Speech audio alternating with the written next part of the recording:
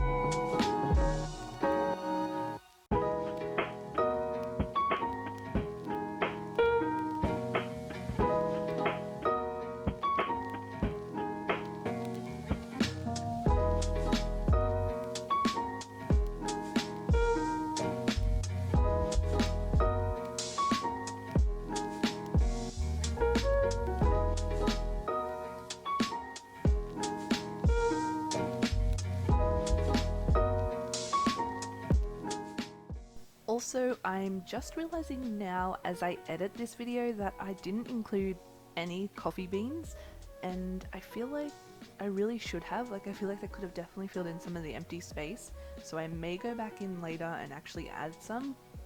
I'm not sure, what do you think? Let me know in the comments below whether I should add some coffee beans here and there, or if I should just leave it as it is. If I do end up adding any, I'll probably show you guys over on my Instagram, so make sure you're following me over there. I'm at EbonySDC. And here is a flip through of my July 2021 weekly spreads. If you liked this video, don't forget to give it a thumbs up and subscribe to my channel for more content like this, and hit that notification bell so you never miss an upload. Thank you!